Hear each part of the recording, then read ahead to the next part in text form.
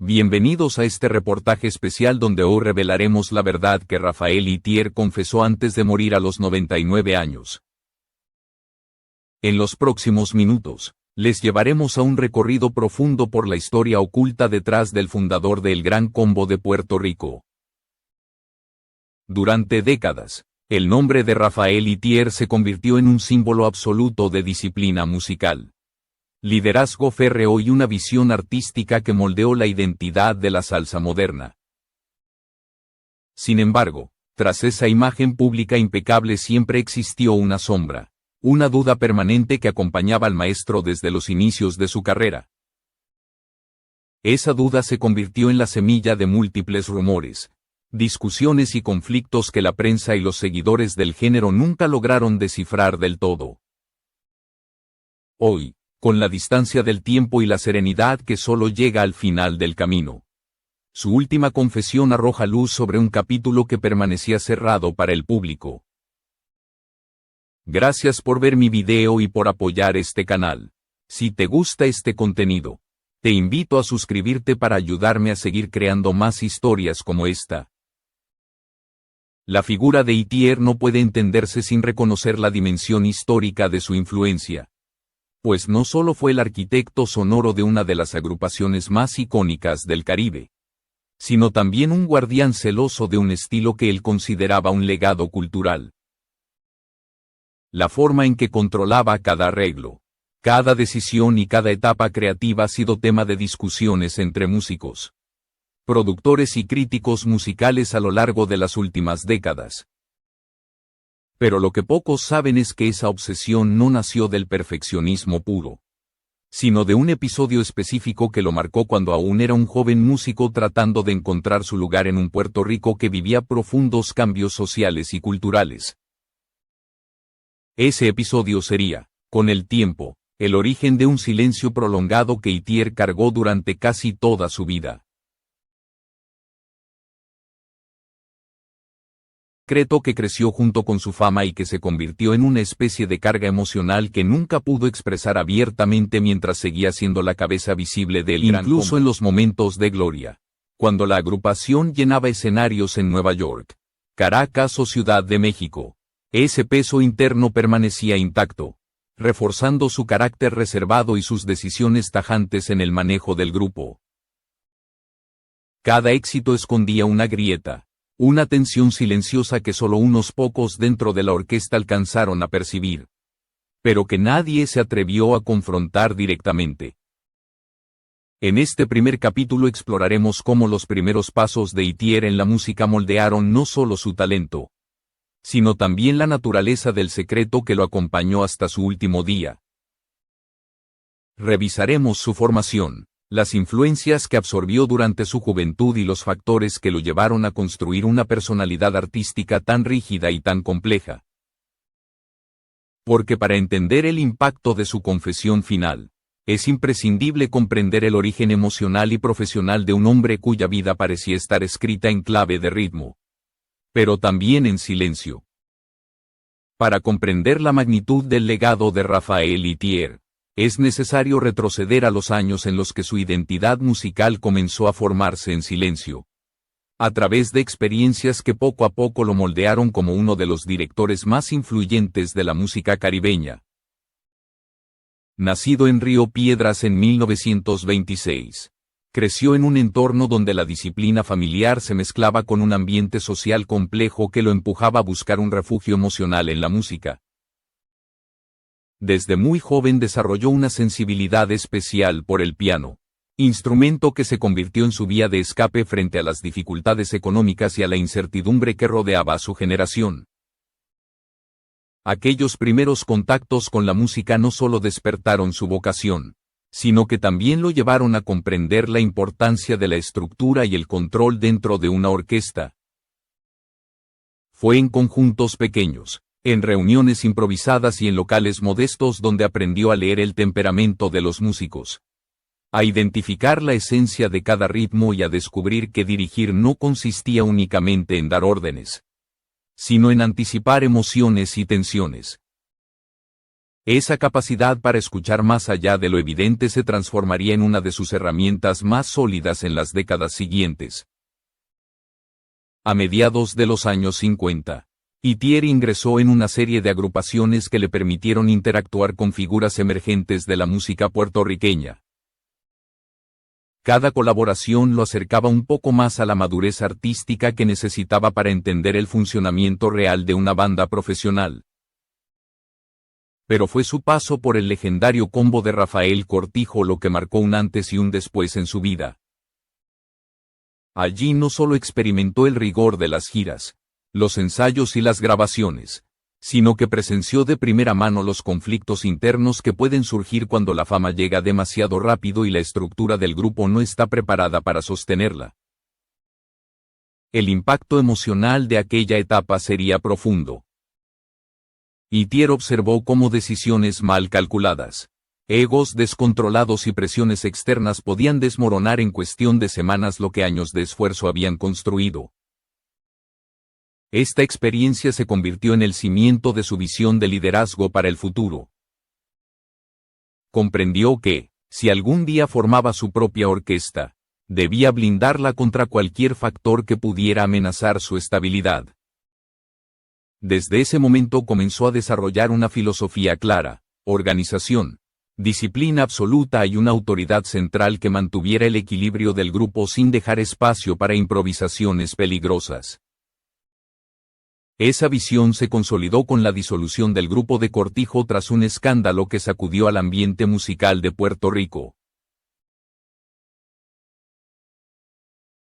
Itier, junto con otros músicos que compartían su frustración y sus deseos de reinventarse, tomó la iniciativa de formar una nueva agrupación que representara una manera distinta de entender el trabajo colectivo. Ese proyecto daría origen al Gran Combo de Puerto Rico, una institución que con el tiempo se convertiría en la escuela de múltiples generaciones de músicos y en un emblema cultural del Caribe.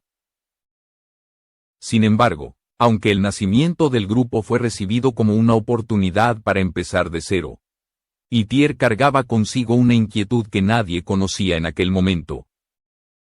Había algo que había presenciado durante los últimos meses de su etapa con Cortijo. Un detalle que prefería silenciar porque temía que su revelación pudiera lastimar la imagen de personas que él respetaba profundamente. Ese silencio lo acompañaría por años, influyendo de manera invisible en su carácter y en las decisiones que tomó para garantizar que el Gran Combo nunca atravesara los mismos conflictos que había visto destruir a otros conjuntos. Lo que en apariencia era perfeccionismo extremo, en realidad escondía un intento permanente de evitar que el pasado volviera a repetirse. Con el paso del tiempo, esa inquietud silenciosa se convirtió en un peso emocional que moldeó su estilo de liderazgo. Para algunos músicos, su estricta manera de manejar el grupo resultaba desconcertante. Para otros, era la razón por la que el Gran Combo podía mantenerse estable en medio de cambios sociales, presiones comerciales y expectativas cada vez mayores. Itier lo sabía bien, pero jamás explicó el origen de su inflexibilidad. El secreto permanecía intacto y solo él conocía la profundidad del impacto que aquel episodio había dejado en su vida. A medida que el Gran Combo comenzaba a consolidarse en la escena musical del Caribe, la figura de Rafael Itier adquiría un peso cada vez mayor dentro del grupo. Su capacidad para organizar, corregir y redefinir cada detalle convirtió a la orquesta en una maquinaria impecable. Sin embargo, detrás de esa apariencia de control absoluto existía un conjunto de tensiones internas que, con el tiempo, se convirtieron en parte esencial de la historia silenciosa del maestro. Que la agrupación lograba éxitos en Puerto Rico y en el extranjero. No todo era armonía detrás de los escenarios. Uno de los aspectos que más llamaba la atención de los músicos jóvenes era la manera en que Itier resolvía los desacuerdos creativos. En lugar de permitir debates extensos, optaba por cortar discusiones de raíz y tomar decisiones unilaterales. Para algunos, aquello representaba un acto de liderazgo firme, para otros, Era una señal de que algo más profundo lo motivaba a evitar cualquier tipo de confrontación. Con el tiempo, varios integrantes empezaron a notar que Itier reaccionaba con especial dureza ante comportamientos que le recordaban situaciones vividas en su etapa con Cortijo. Aunque nunca lo expresara en palabras, su mirada se endurecía cada vez que la historia parecía repetirse. La prensa de la época, siempre buscando historias que alimentaran la fascinación popular, comenzó a publicar rumores sobre conflictos internos dentro del grupo. Algunos reportes hablaban de diferencias musicales, otros mencionaban disputas económicas. Pero ninguna de esas versiones lograba captar la esencia real de lo que ocurría en el interior de la orquesta. Lo cierto es que Itier, en su esfuerzo por mantener la unidad, terminó cargando sobre sí un nivel de responsabilidad emocional que superaba con creces el rol de un simple director musical. Esa autoexigencia lo impulsó a establecer reglas estrictas que, aunque necesarias para proteger al grupo, a veces creaban fricciones inevitables. La situación se volvió más evidente durante las primeras giras internacionales. En cada país, los compromisos se multiplicaban y la presión aumentaba. Itier insistía en ensayos rigurosos incluso después de largos viajes, lo que para algunos músicos resultaba agotador. Sin embargo, su obsesión por el orden no era gratuita. Había visto cómo una combinación de excesos, decisiones impulsivas y falta de disciplina había llevado a la caída de otros grupos que habían comenzado con grandes expectativas. No estaba dispuesto a permitir que el Gran Combo siguiera el mismo camino. A pesar de estas tensiones, la orquesta seguía creciendo. Cada álbum lograba un impacto mayor que el anterior, y canciones como Ojos Chinos o Un Verano en Nueva York se convirtieron en himnos del género. Pero mientras el público celebraba el éxito del grupo, Itier mantenía un silencio persistente sobre ciertos temas que él consideraba demasiado delicados para ser discutidos públicamente. Con el paso de los años, su reputación como líder se fortaleció, pero también crecieron los murmullos en torno a la verdadera razón de su hermetismo. Algunos músicos veteranos han comentado que, en ocasiones, Itier desaparecía por breves momentos antes de un concierto, como si necesitara apartarse del ruido para enfrentarse a pensamientos que prefería no compartir. Otros aseguran que su carácter podía cambiar de manera inesperada cuando algún comentario o detalle le recordaba episodios de su juventud. Aunque siempre lograba recomponerse antes de salir al escenario, era evidente que había algo en su pasado que nunca terminó de sanar. Con el ascenso internacional del Gran Combo, las exigencias externas se intensificaron. Las giras se hicieron más largas, los compromisos más densos y las expectativas más exigentes. En ese contexto, el misterio que acompañaba a Itier no hizo más que profundizarse.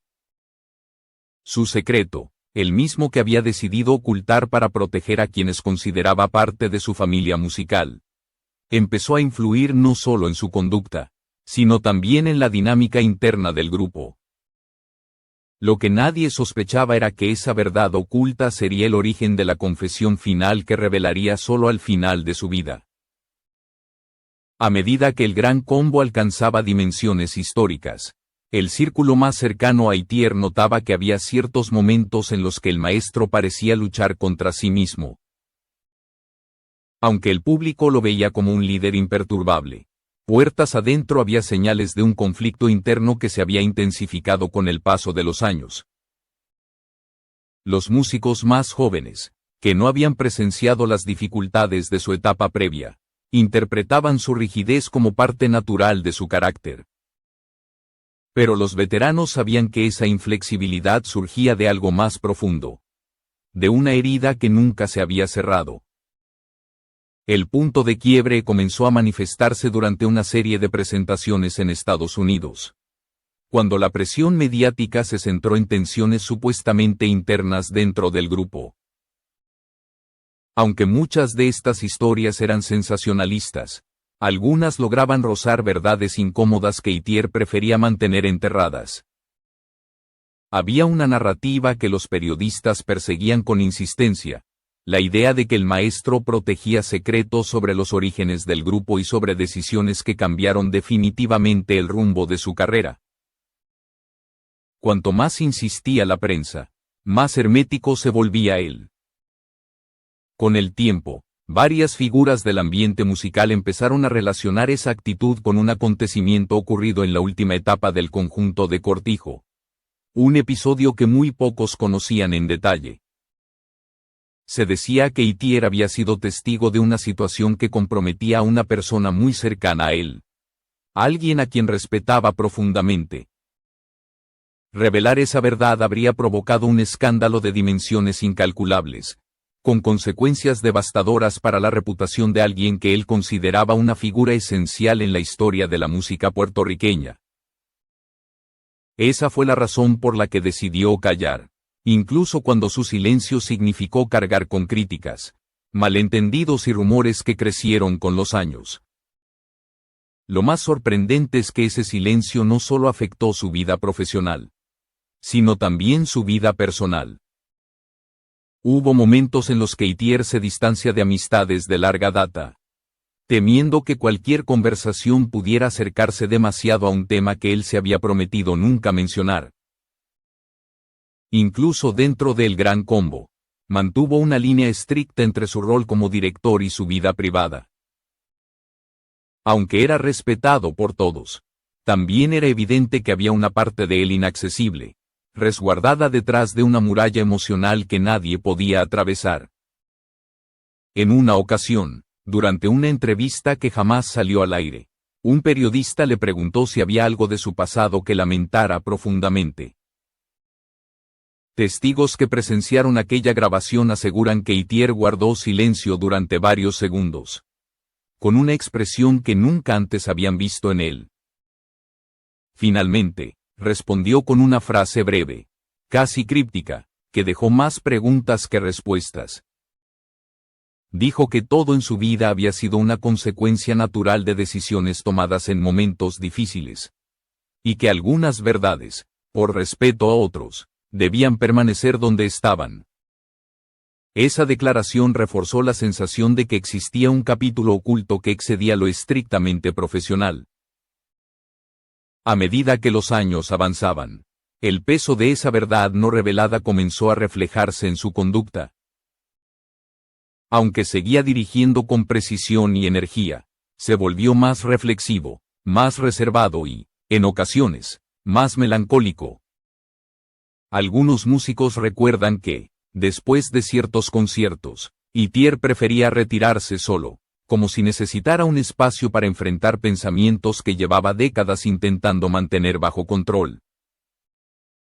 Nadie se atrevía a preguntarle directamente. Había un respeto tácito hacia ese territorio emocional que él protegía con tanto celo.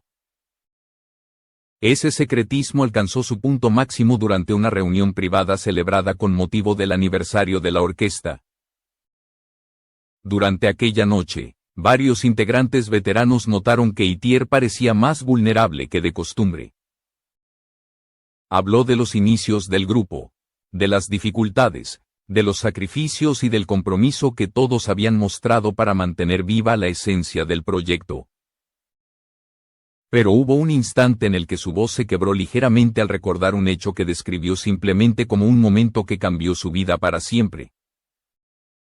No dio detalles, pero todos comprendieron que se trataba del mismo episodio que había impregnado silenciosamente cada etapa de su liderazgo. Lo que nadie imaginaba era que ese enigmático pasaje de su pasado, el que había marcado sus decisiones y moldeado su carácter, sería finalmente revelado décadas después, cuando Itier ya se encontraba en el ocaso de su vida. Solo entonces, liberado de las presiones de la fama y de las responsabilidades de la dirección, encontró la fuerza para admitir aquello que tanto había intentado guardar en silencio. La confesión final de Rafael Itier llegó en un momento en el que ya no tenía nada que demostrar. Después de casi un siglo de vida, Su legado estaba asegurado y su nombre había quedado grabado en la historia de la música caribeña. Fue entonces, en la calma de sus últimos días, cuando decidió revelar aquello que había callado durante décadas. Según personas de su círculo íntimo, Itier pidió una conversación privada en la que, por primera vez, habló con absoluta franqueza sobre el episodio que marcó su destino y que influyó silenciosamente en cada una de sus decisiones dentro del Gran Combo. Lo que reveló sorprendió incluso a quienes lo habían acompañado durante toda su carrera. Itier confesó que, en los últimos meses de su etapa junto a Cortijo, fue testigo de una situación que, de hacerse pública, habría destruido no solo la reputación del grupo, sino también la de una persona cuyo talento y aportación él consideraba fundamentales para la música puertorriqueña. No se trataba de un escándalo relacionado con dinero ni de un conflicto creativo, como muchos habían imaginado. Era algo mucho más humano y, a la vez, más doloroso, una decisión personal tomada en un momento de desesperación. Un error que, aunque no involucraba a Itier directamente, lo obligó a enfrentar un dilema moral que lo acompañó toda su vida. Según su relato, la situación fue tan delicada que la única manera de evitar un desenlace devastador para todos era guardar silencio absoluto. Itier explicó que asumió esa carga por lealtad, pero también por respeto a alguien que, a pesar de sus fallas, había sido una figura esencial en su formación. Al proteger ese secreto, sabía que algunos lo criticarían por decisiones que parecían autoritarias o inexplicables. Pero en su mente, no había otra opción. Revelar la verdad habría significado destruir carreras, familias y recuerdos que él consideraba demasiado valiosos para ser expuestos al escrutinio público. El precio emocional de esa decisión fue enorme. Itier confesó que, durante años, se despertaba en mitad de la noche reviviendo aquel episodio, preguntándose si había tomado la decisión correcta. Con el paso del tiempo, su silencio se convirtió en el origen de su carácter inflexible y de las estrictas normas que impuso dentro del Gran Combo. No quería que ningún error del pasado volviera a repetirse, y ese sentido de responsabilidad lo llevó a asumir un rol de vigilancia constante que muchos confundieron con dureza. Lo que en realidad ocultaba era un intento desesperado de mantener intacto un legado que él creía demasiado frágil. Durante la confesión, Itier también admitió que hubo momentos en los que estuvo a punto de revelar la verdad, especialmente cuando la prensa insistía en teorías cada vez más agresivas. Pero siempre se detuvo en el último momento. Temía que la revelación, aunque esclarecedora, provocara más daño que bien. Su voz, según quienes escucharon aquella última conversación, había un tono de tristeza profunda, pero también de paz. Por primera vez, sentía que podía desprenderse del peso que había cargado desde su juventud. De manera inesperada, Itier añadió que su silencio no solo protegió a otros, sino que también le permitió construir algo más grande que cualquier conflicto.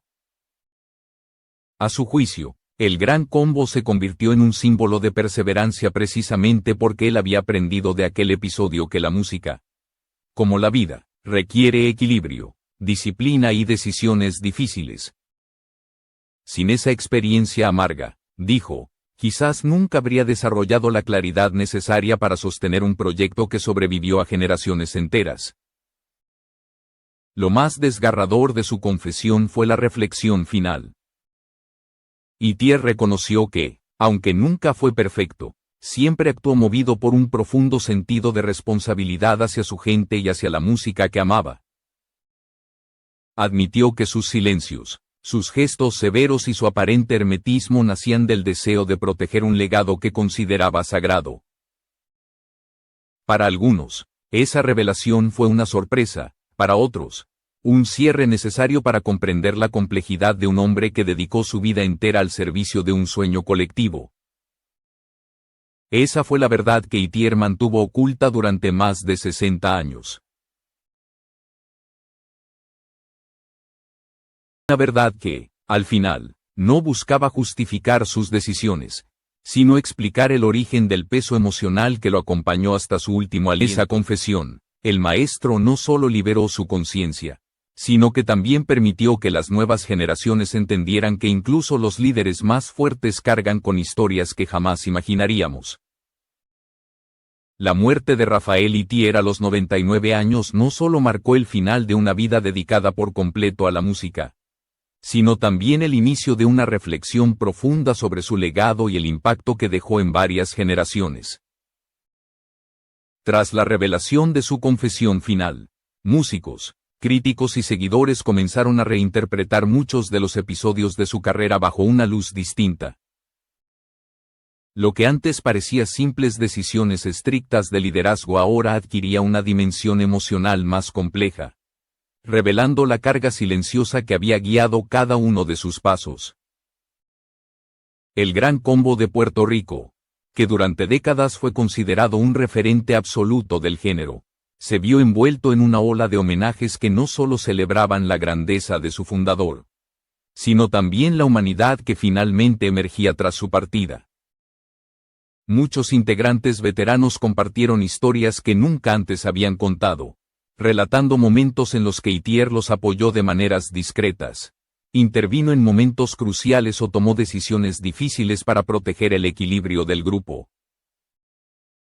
Cada testimonio destacaba una faceta diferente del maestro, confirmando que su rigor no era frialdad, sino un intento constante de preservar un sueño colectivo. A nivel musical, la influencia de Itier continúa viva en cada arreglo, cada ritmo y cada interpretación que parte del legado de la orquesta. Su manera de dirigir estableció un estándar de disciplina y precisión que se convirtió en una escuela para decenas de músicos que hoy ocupan espacios importantes en la industria. Su visión de la salsa como un lenguaje cultural y no solo como un género comercial hizo posible que el Gran Combo se mantuviera relevante durante más de 6 décadas, enfrentándose a cambios de moda, transformaciones tecnológicas y nuevas generaciones de oyentes con expectativas distintas. La confesión de Itier también abrió un debate más amplio sobre la presión emocional que viven muchos líderes artísticos. Su historia mostró que detrás de las figuras públicas más admiradas existen batallas internas que raramente salen a la luz. Para algunos analistas, su silencio representó un sacrificio personal en favor del colectivo, una manera de cargar él solo con las consecuencias de un pasado que no quiso que afectara a otros. Para otros, fue un ejemplo de cómo las decisiones morales pueden moldear la historia de una institución sin que nadie conozca sus verdaderos orígenes. A pesar de la tristeza que generó su partida, la reacción del público fue unánime: gratitud. En Puerto Rico, múltiples eventos culturales se organizaron en su honor, mientras que en ciudades como Nueva York, Miami y Ciudad de Panamá, emisoras de radio dedicaron jornadas completas a recordar su obra. En redes sociales, miles de mensajes destacaron no solo su talento musical, sino también la forma en que su disciplina, su persistencia y su sentido del deber habían inspirado a tantas personas a lo largo del continente. Lo más interesante es que, tras conocerse su confesión, muchos comenzaron a interpretar ciertas canciones del Gran Combo con un significado renovado. Letras que hablaban de resiliencia, de desafíos o de la importancia de mantenerse fiel a los principios adquirieron una profundidad mayor al entender el peso emocional que Itier llevó consigo durante tantos años. Esas canciones, que alguna vez fueron celebradas por su ritmo, ahora también se apreciaban como reflejos indirectos del espíritu de su fundador. Hacia el final de su vida, Itier dejó claro que su mayor orgullo no eran los premios, las giras ni los reconocimientos internacionales, sino la estabilidad de un proyecto que logró trascenderlo. Para él, el Gran Combo era más que una orquesta, era un símbolo de unidad, fortaleza y continuidad. Su confesión final no debilitó ese símbolo, sino que lo humanizó, recordando al mundo que incluso los arquitectos de los sueños colectivos cargan con historias que los definen en silencio. Hoy, al mirar atrás, queda claro que Rafael Itier no solo construyó una de las agrupaciones más importantes del Caribe, sino que también dejó una lección sobre liderazgo, sacrificio y responsabilidad. Su vida demuestra que la grandeza no siempre se manifiesta en gestos grandiosos, sino en las decisiones silenciosas que se toman por el bien de otros.